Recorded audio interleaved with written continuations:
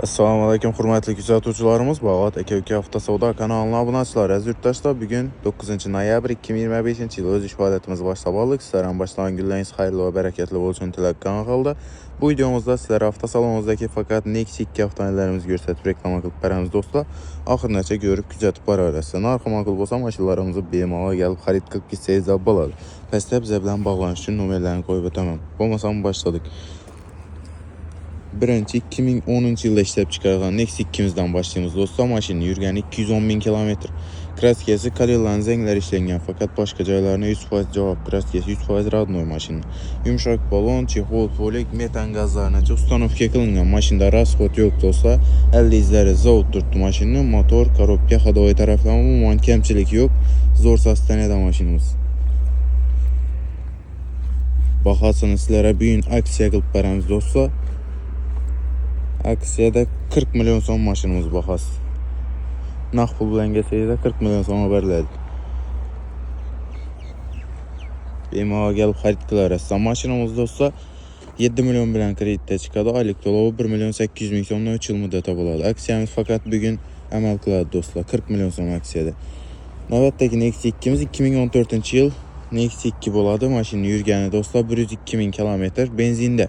Kraskasi bir krelinde petnosu bor ekan do'stlar.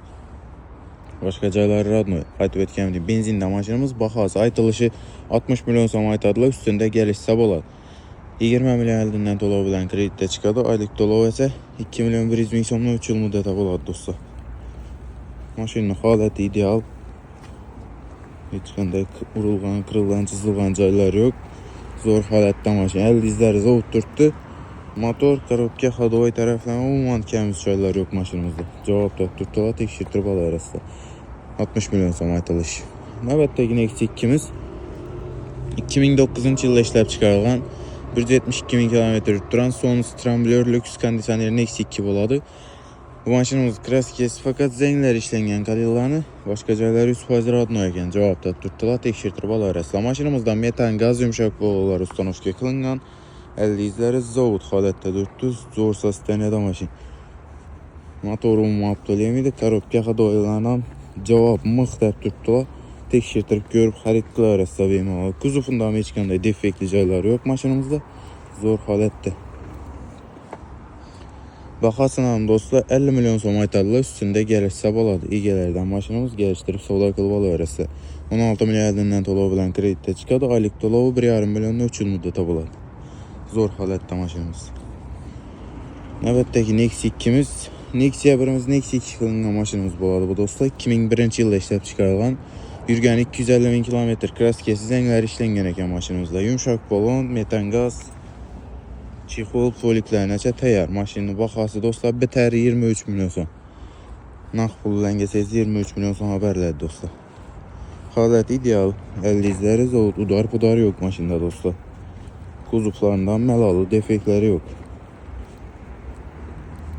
Haydasha tayyor mashinamiz. Motor, korobka, ходовойlarında umuman kamchilik yo'q. Zo'r sosteniyada. Kelarasiz do'stlar. Bitar bahasi 23 milyon so'm. Nexia 2'lerimiz hozircha shulardan iborat edi. Keyingi videolarimizni ham ko'rib kuzatib borishlaringizni so'rab qolamiz. Narxi ma'qul bo'lsa mashinalarimizni bemalol kelib xarid qilib ketsangiz bo'ladi.